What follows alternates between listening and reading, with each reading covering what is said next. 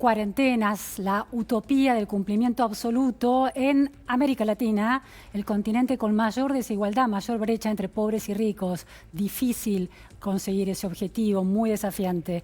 Vamos ahora a intentar entender todavía más la lógica del coronavirus, los otros síntomas, la falta de olfato y de gusto. Este es el tema.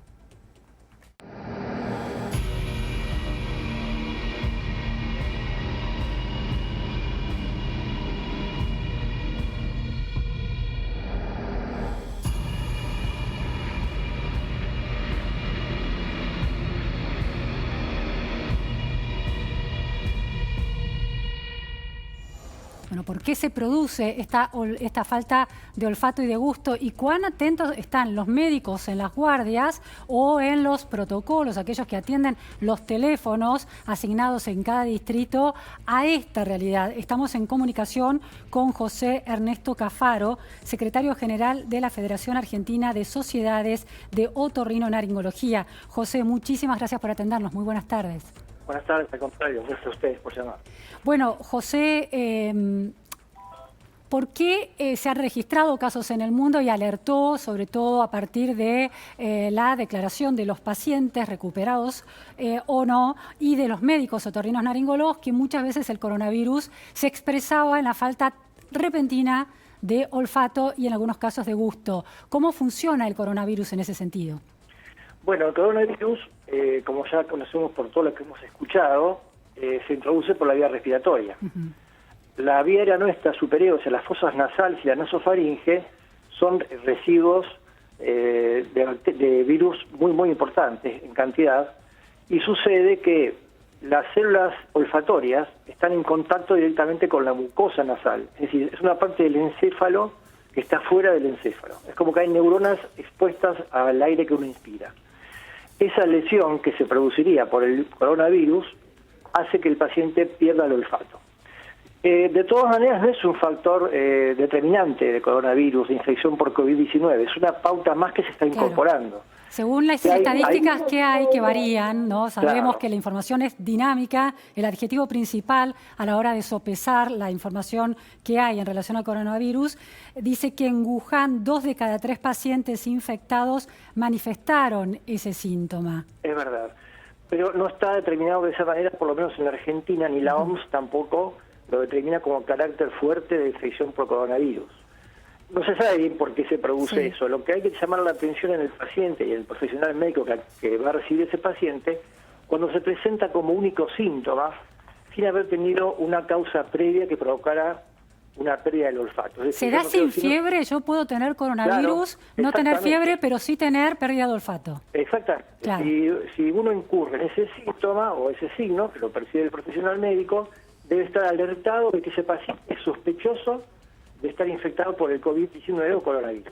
Ahora, los servicios de emergencia, las guardias, las personas encargadas de atender los teléfonos de las líneas oficiales para informar acerca de la posibilidad de contagio, ¿están completamente al tanto de este síntoma? Sí, nosotros a través de la Federación de Argentina de Sociedades de Otorrino, inclusive estamos elaborando pautas de recomendaciones y novedades para que se distribuyan en todos los especialistas a lo largo de todo el país y que a su vez esos especialistas informen en sus centros de atención. Digamos que no es tan frecuente en nuestro medio la anosmia, o sea, la pérdida del olfato. Sí. Lo mismo que vos mencionabas el gusto. El gusto en realidad depende de la lengua. Lo que perdemos es olfato y el sabor de las comidas, que dependen del olfato. Son cosas diferentes.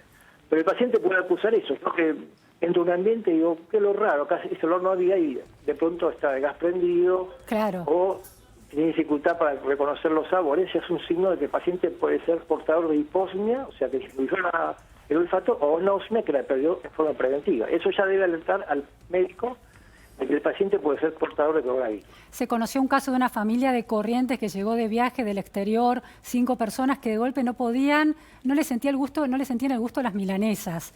Y a partir de ahí fueron sacando algunas conclusiones y alertaron a su médico. Exactamente, tal cual. Es decir, que si uno, porque a ver, ¿cómo distinguir la pérdida del olfato o la pérdida del sabor, por lo menos según su explicación? Si uno está acostumbrado a comer una comida que sabe bien o huele un perfume y no lo está oliendo, es un signo de alerta. Claro, porque hay diferentes variaciones. O sea, la anosmia es cuando uno no percibe ningún olor, la hiposmia cuando el olfato está disminuido, y después están lo que uno menciona como parosmias, que son perversiones del olfato, es decir, olores raros, no puedo reconocer tal elemento. También esos son signos que está afectada la mucosa pituitaria, que es la parte olfatoria de nuestras fosas nasales. ¿Puede haber otra enfermedad que genere un síntoma como ese? No en forma brusca. Es decir, la única causa sería una lesión a nivel del bulbo olfatorio, que por lo general, si es algo brusco, sí lo observamos cuando hay un traumatismo cráneoencefálico, cuando hay un accidente de tránsito, que el paciente golpea, sufre a nivel del bulbo olfatorio y pierde el olfato en el momento, pero es un caso excepcional. Porque la brusquedad, es decir, que sea completamente repentino, es el otro dato clave. Porque digo, cuando uno tiene gripe o tiene la nariz congestionada, está un poco lleno de mocos, también hay alguna distorsión del olfato y del sabor. Pero es más gradual. ¿Esa sería la diferencia? Claro, porque el paciente, para reconocerlo como sospechoso, debe tener como único síntoma la pérdida del olfato, sin otro antecedente. Es decir, sin tener un cuadro respiratorio, debería ser el superior, es un cuadro febril. Claro. Eso debe llamar la atención. Eso se descubrió hace muy poco y estamos trabajando en el tema, también en el tema ¿no? José, hay información que dice también que esto afecta sobre todo, este síntoma se da sobre todo en las personas más jóvenes, entre adolescentes y 45 años. Es verdad. No en los enfermos de mayor edad, no en los contagiados de mayor edad. Es verdad eso, sí. También fue un hallazgo estadístico en realidad. No hay explicación todavía que demuestre por qué afecta a ese grupo etario más joven, que es el grupo de mayor riesgo, del 65, 60 en adelante, ¿no es cierto? ¿Podrá tener que ver, en general, hay información que establece una correlación entre la presencia de este síntoma de falta de olfato y la levedad de la enfermedad? No. Por el momento no. No. Así que es un síntoma más. Es un síntoma más que podría derivar en un caso grave también, no necesariamente es indicación de un caso leve. Sí, la evolución en realidad de la enfermedad por coronavirus, los casos graves van al 5% nada más. El 15% hacen neumonías y el 80% hace gripes leves que muchas veces el paciente no la percibe. Claro. Y eso también es un foco importante, porque está el paciente contagiando a quienes lo rodean. Claro. Y pasa como un claro banal y sencillo, ¿no es cierto? Ese es el peligro de esto. Aquella persona que sienta pérdida del olfato brusco, bueno, además de contactarse con sus médicos, se tiene que aislar, porque es un síntoma claro de coronavirus. Exactamente. Entra, por eso te decía, dentro del grupo de sospechosos de infección por COVID-19. ¿Cómo es el protocolo hoy? Si yo llamo a alguna de las líneas en los distintos distritos y planteo, no tengo fiebre, no tengo tos, no tengo pérdida de aliento, de aire, sin problemas con la respiración, pero solamente tengo pérdida de olfato. ¿Me hacen el testeo? ¿Me someten a la prueba? Sí. Lo que justamente el Ministerio está apuntando un poco a eso, hacer no testeos tantos de gripe primero, sino directamente de coronavirus. Entonces, en ese caso, el paciente habría que hisoparlo de forma inmediata para detectar la enfermedad. Claro. Como si tuviera fiebre, dificultad respiratoria, tos y dolor de garganta. ¿Cuánto dura? ¿Hay información de cuánto dura esa pérdida de olfato?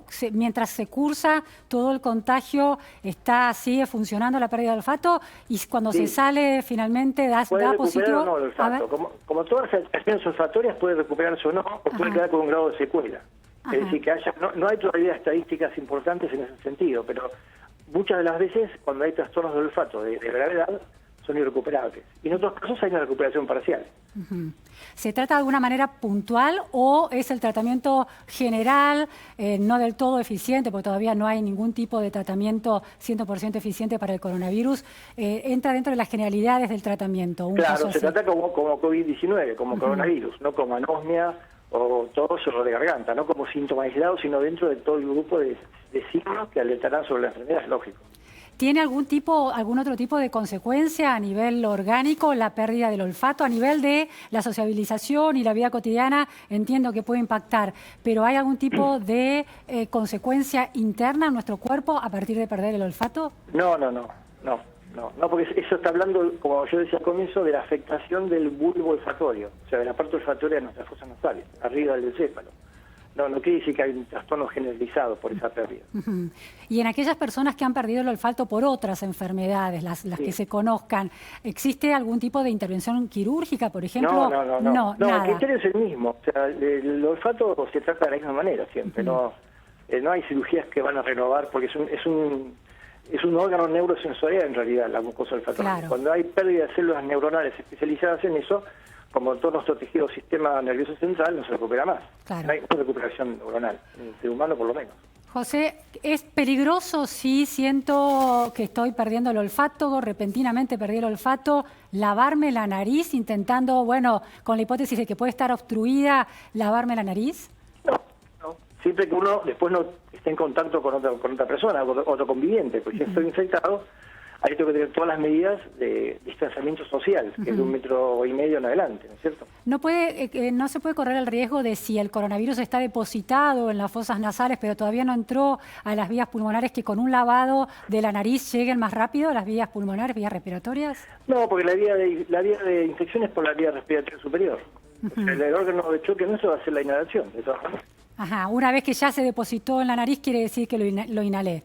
Claro, digamos que la neumopatía intersticial inespecífica, que es lo que produce los cuadros graves, el 5%, no tienen que ver con que ingrese el virus al alveolo pulmonar, sino que hay una respuesta de tipo autoinmune que hace que nosotros sin querer dañemos el alveolo pulmonar, que es donde hacemos el intercambio gaseoso para respirar. Eso es interesante, es decir, no es que viaja el coronavirus hasta el rincón más recóndito del pulmón, sino que ya empieza la enfermedad en el primer... Y desencadena rápidamente el efecto autoinmune. Claro, la inflamación, esta inflamación tan delicada. Claro, es una neumonitis inespecífica intersticial en realidad lo que produce. Claro, bueno... Ahí viene el tema de las comorbilidades, si el paciente ya tenía una afectación previa, diabetes, enfermedad obstructiva pulmonar crónica, cardiovascular, ahí es donde viene la complicación grave, que requiere ser respirable y demás, ¿no? Ahora, José, lo que preocupa es, uno va escuchando casos, no son la enorme mayoría, pero va escuchando, obteniendo testimonios en las redes sociales de personas que aún con síntomas muy contundentes como fiebre, tos y falta de aire, a veces no recibe una respuesta tan proactiva por parte de los sistemas de detección, testeo, prueba, los protocolos implementados. ¿Cuán refinado, afiatado está este sistema para escuchar que una persona que no tiene ningún otro síntoma, no se siente mal para nada, no parece estar bajo ningún riesgo, diga, perdí el olfato, quiero el testeo, quiero la prueba?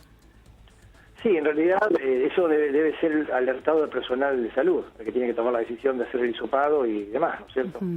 Esa pregunta la escuché con un poco de ruido de fondo, no la escuché completamente clara. No, pero bueno, planteaba que ante otros hay testimonios, algunos testimonios en las redes sociales de personas que ante tos, fiebre, un poco de falta de aire, llaman y no tienen la respuesta tan ágil y tan pronta por parte de ese centro al que llamaron, ese profesional al que visitaron o al que consultaron por teléfono. Entonces, contra esos síntomas que son tan contundentes, ¿qué chances tiene una persona que diga, estoy bien, me siento perfecto, pero tengo una pérdida repentina de olfato? ¿Qué chances tiene de efectivamente ser testeada en este cierto desorden que una crisis de salud, del sistema de salud, como el que se presenta en la pandemia, representa? Sí, lo que pasa es que la pérdida de olfato no es, si bien es una consulta nuestra, dentro de nuestra especialidad, por así decirlo, no es tampoco tan frecuente. O sea, en este contexto que estamos viviendo epidemiológico de la pandemia, yo creo que si un paciente tiene una anosmia brusca, sin otro antecedente, como dijimos al principio, tiene que ser testeado como sospechoso de coronavirus. Bien. Dependiendo de dónde se sienta el paciente, dónde se defienda, ¿no? Claro, sobre todo si está en los lugares de circulación comunitaria. Claro, exactamente, tal cual. Perfecto, quedó clarísimo, José Faro. Muchísimas gracias por estas precisiones en torno a la anosmia, la pérdida del olfato repentina, brusca, es un síntoma, es otro de los síntomas del coronavirus. Buenas tardes, gracias.